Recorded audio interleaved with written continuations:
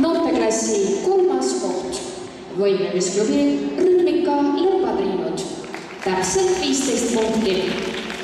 Teine koht noorteklassis spordiklubi Nord 19,95 punkti ning võitja võimlemisklubi Piruett 21,75 punkti. Rühmade treenerid palun liituda võimlejatega.